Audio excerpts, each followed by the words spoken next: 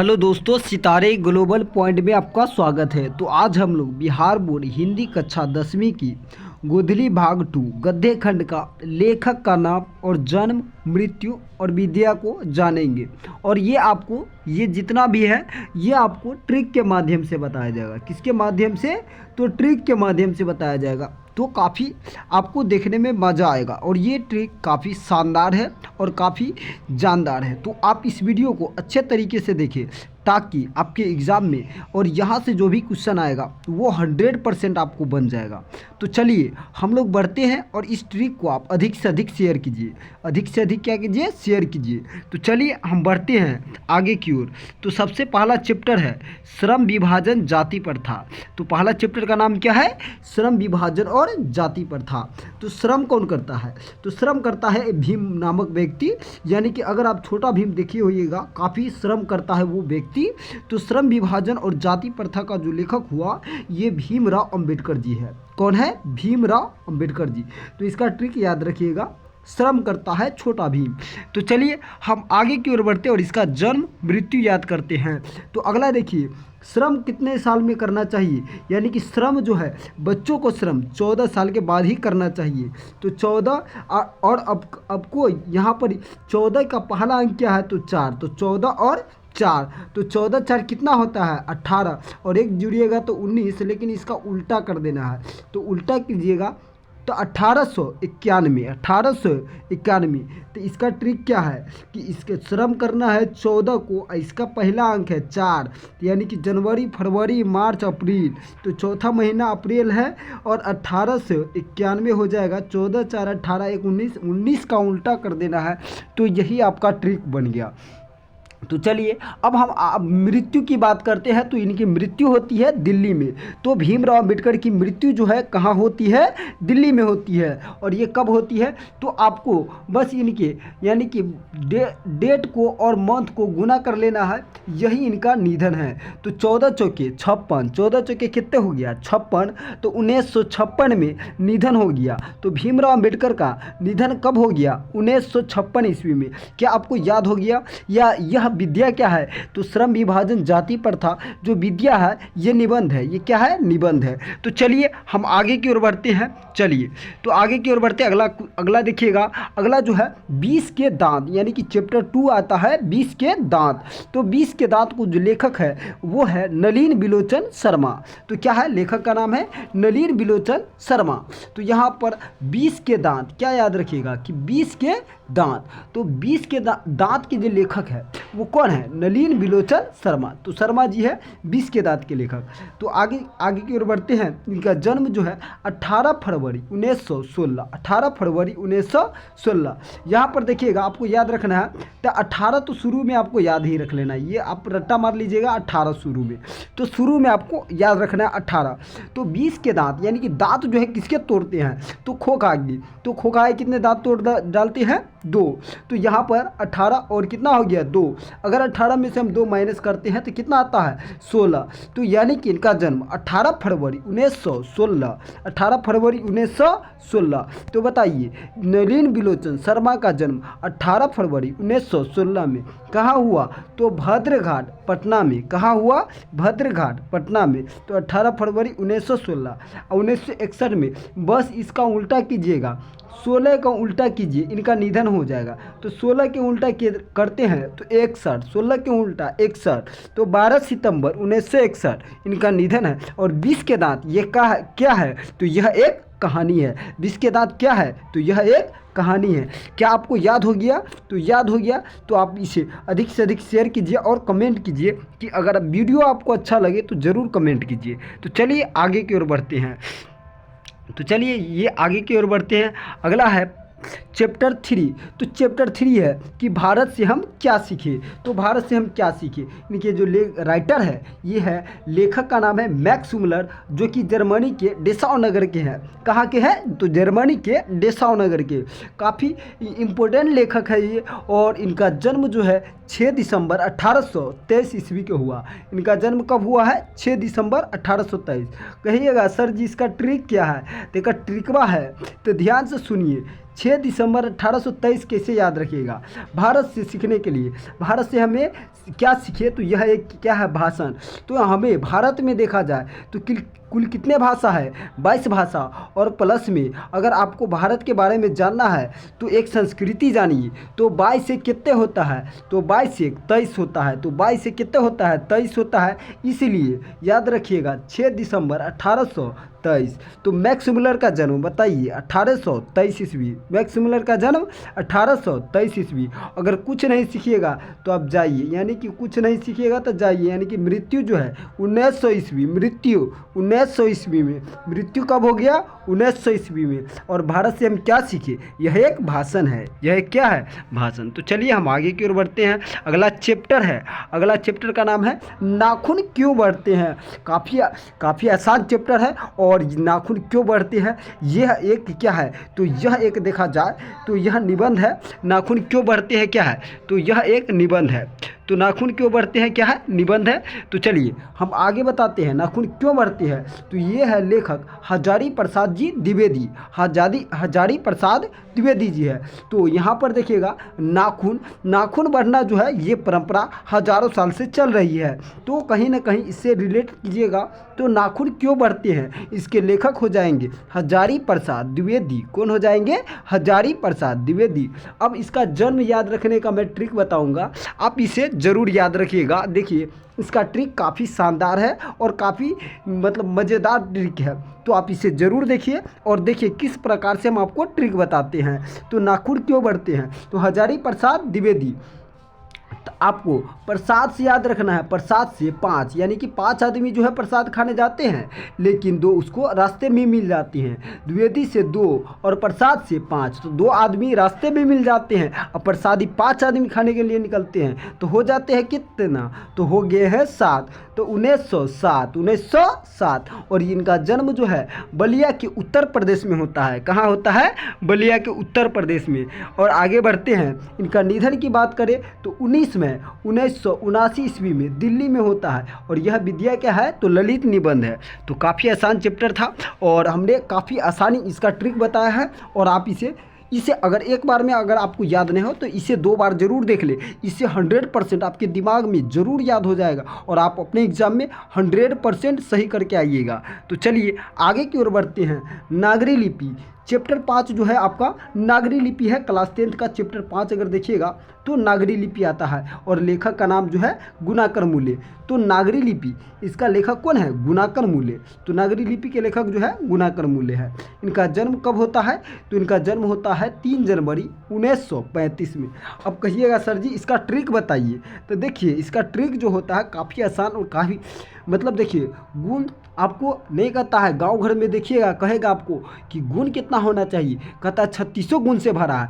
लेकिन इसका मूल्य हो गया तो एगो कम जाएगा तो कितने हो गया?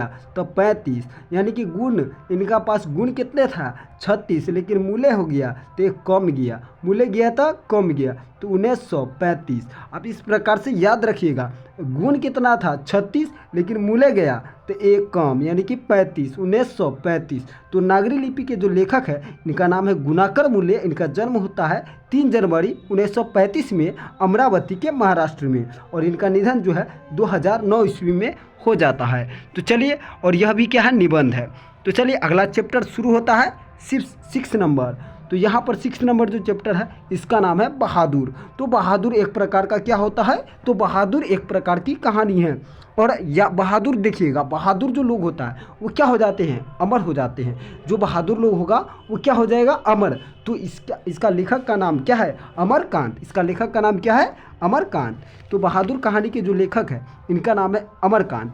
अब देखिए, तो अमर होने के लिए व्यक्ति को कम से कम कितना वर्ष, यानी कि अमर होने के लिए, बहादुर होने के लिए व्यक्ति को कम से कम कितना वर्ष चाहिए? 25 वर्ष। क्योंकि देखिएगा 19 से 20 साल तक वो किस चीज़ में रह जाती हैं? तो वह 19 से 20 साल तक वह अपने मतलब जो है यानी किशोरा अवस्था में रहते हैं और काफ़ी मतलब जो है उसका मतलब ध्यान मतलब दूसरे टाइप का रहता है। ठीक है। तो अगर देखिएगा 25 साल के बाद वे क्या हो जाते हैं, समझदार हो जाते हैं और बुद्धिमान हो जाते हैं। तो कहीं ना कहीं बहादुर, तो बहादुर को रिलेट करके याद कीजिएगा कि बहादुर आदमी तब 25 वर्ष की उम्र में हो जाते हैं। तो अब इसका निधन जो है 2014 ईस्वी में हो जाता है। और बहादुर यानी याद रखिएगा बलिया उत्तर प्रदेश में इनका यानी कि अमरकांत जी का जन्म होता है। तो चलिए आगे की ओर बढ़ते हैं। अगला चैप्टर शुरू होता है परंपरा का मूल्यांकन, जो कि चैप्टर 7 है। और काफ़ी इसका भी आसान ट्रिक है, हमने आपको काफ़ी आसान ट्रिक बताएंगे। ये इस ट्रिक से आपको 100% याद होगा। तो 100% याद होने के लिए आप इस वीडियो को अच्छे तरीक़ा से और पूर्ण वाच करें। तो देखिए अगला परंपरा का मूल्यांकन है, इनका लेखक है रामविलास शर्मा। तो परंपरा यानी कि परंपरा किस समय से चल रहा है, तो राम जी के समय से। तो इस प्रकार से आप याद रखिए राम जी के समय से ही परंपरा चल रही है। तो ये परंपरा जो चल रही है किसके समय से, राम जी के समय से। तो रामविलास शर्मा इस लेखक का नाम है। तो चलिए इस लेखक का जो जन्म होता है ये कब हो जाता है, तो देखिए इस लेखक का जो जन्म है ये 10 अक्टूबर 1912 को होता है और उन्नाव उत्तर प्रदेश में। अब इसको याद रखिएगा कि राम जी को जो है वनवास मिला था कितना साल के लिए, 14 साल के लिए। लेकिन उन्होंने 12 वर्ष कहाँ रहते हैं, चित्रकूट में। तो 12 वर्ष चित्रकूट में निवास करते हैं। तो बस इतना याद रखना है कि राम जी जो है कितना वर्ष चित्रकूट में रहे थे, 12। तो 1912 याद रखिएगा कि राम जी चित्रकूट में 1912। तो रामविलास शर्मा राम जी 1912 यानी कि राम जी चित्रकूट में कितने साल रहे, 12 साल तक। तो 1912 इस प्रकार से आप याद रखिएगा। इनका निधन जो है 30 मई 2000 ईस्वी को होती है और ये दिल्ली में इनका निधन हो जाता है। और यह विद्या क्या है, तो निबंध है। तो चलिए नेक्स्ट चैप्टर की ओर बढ़ते हैं। और नेक्स्ट चैप्टर है जित जित में निरखत हूँ। तो जित जित में निरखत हूँ इनके लेखक जो है पंडित बिरजू महाराज जी है। तो जित जित में निरखत हूँ इनके लेखक कौन है, पंडित बिरजू महाराज। इनका भी ट्रिक है जन्म याद रखने का। और देखिए जीत जीत में निरखत इनका लेखक कौन है, पंडित बिरजू महाराज। तो जीतने के यानी जीत में कौन आएगा, महाराज। तो चलिए तो जन्म इनका जो है, इनका जन्म का ट्रिक मैं बता देता हूँ आपको और इसको आप अच्छे से याद रखिएगा, एकदम माइंड में याद रखिएगा। तो देखिए इनका जन्म का जो ट्रिक बना है कि जीतने के लिए क्या चाहिए, तो जीतने के लिए हमें लगभग 8 आदमी चाहिए। कितना आदमी, जीतने के लिए लगभग हमें कितना आदमी की ज़रूरी है, 8 आदमी की। तो जीत के लिए 8 आदमी की ज़रूरी है, 1938 याद रख लीजिएगा। तो चलिए आप आगे की ओर बढ़ते हैं। चलिए अगला चैप्टर देखिएगा और ये जीत जीत में निरखत क्या हो, साक्षात्कार है। तो चलिए अगला चैप्टर है अभिमन्यु। तो अभिमन्यु चैप्टर के लेखक जो है अशोक वाजपेयी। तो इसका भी ट्रिक काफ़ी शानदार है। देखिए यहाँ पर देखिएगा तो इनका जन्म है 16 जनवरी 1941 ईस्वी को दुर्ग छत्तीसगढ़ में यानी कि मध्य प्रदेश में हुआ।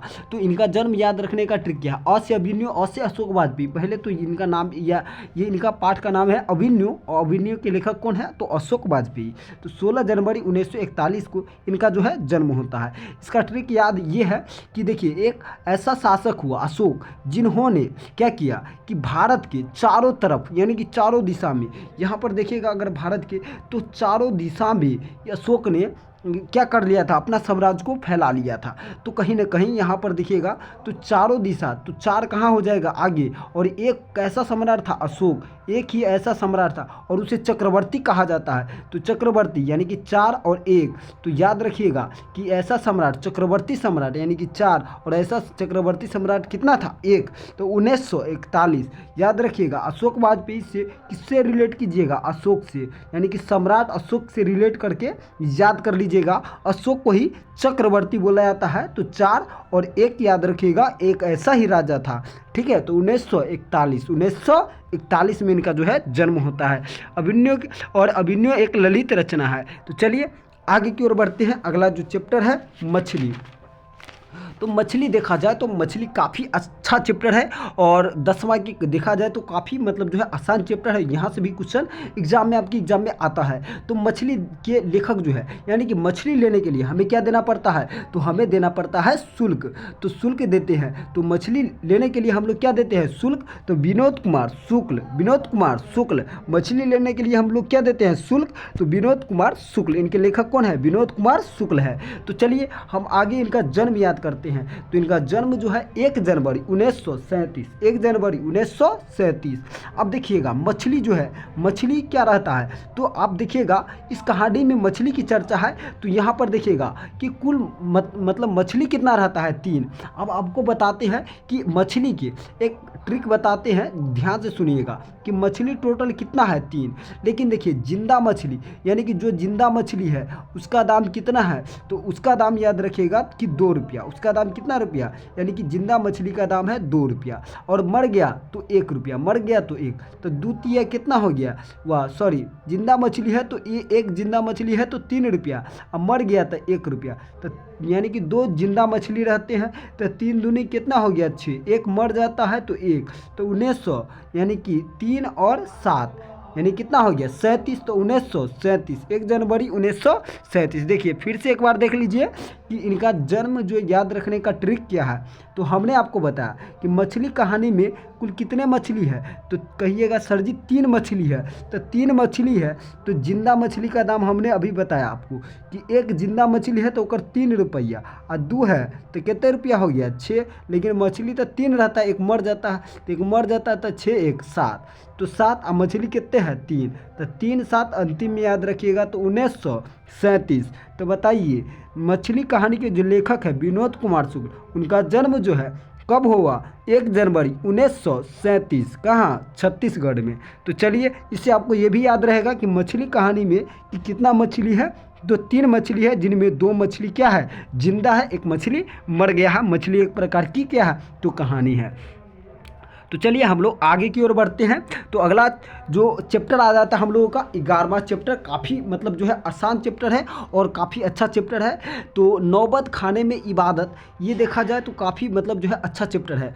तो नौबत खाने में इबादत जिनका लेखक क्या है, तो मिश्र जी है, यतीन्द्र मिश्र। क्या नाम है, यतीन्द्र मिश्र। तो देखिए मिश्र से याद रखिए, मिश्र यानी कि मिश्रित होना है आपको, तो साथ साथ रहिए यानी कि मिल के रहिए साथ साथ। तो साथ साथ क्या याद रखना आपको, साथ साथ यानी कि साथ यानी कि साथ याद रखना आपको। तो इसका जो जन्म जो है 1977 में होता है। इनका जन्म कब होता है, 1977 में। तो इनका जन्म जो है 1977 में अयोध्या के उत्तर प्रदेश में। यानी कि मिश्र होने के लिए आपको क्या होना पड़ेगा, साथ होना पड़ेगा, यानी कि 7 और 7 होना पड़ेगा। तो ये आपका ट्रिक है और काफ़ी आसान ट्रिक है, काफ़ी मज़ेदार ट्रिक है, आप इसे ज़रूर याद रखिएगा। और यह एक क्या है, तो यह एक व्यक्ति चित्र है। तो अगला जो चैप्टर है ये है शिक्षा और संस्कृति। और इसके बारे में तो आप लोग काफ़ी जान चुके हैं कि शिक्षा और संस्कृति का जो लेखक है ये गांधी जी है। कौन है, गांधी जी। और गांधी जयंती तो हम लोग जानबे करते हैं कि 2 अक्टूबर को हर बार मना लेते हैं। तो 2 अक्टूबर 1869 ईस्वी को गांधी जी का जन्म हुआ। कहाँ, तो पोरबंदर गुजरात में। यहाँ पर देखिएगा तो यहाँ पर ही क्या है भारत के मैप में, ये है गुजरात, और आपको यहाँ ही गांधी जी का जन्म हुआ था। तो चलिए हम लोग यानी कि ये सारा ट्रिक देख लिए। अगर आपको 100% याद हुआ है, 100% अगर आपको याद हुआ तो एक कमेंट जरूर कीजिए ताकि इससे हमें मोटिवेशन मिले और इसके मतलब और भी ट्रिक वाला वीडियो हम बनाए आपको। तो मिलते हैं आपसे नेक्स्ट वीडियो में। तो इसे शेयर कीजिए और खूब लाइक्स और ढेर सारा प्यार दीजिए।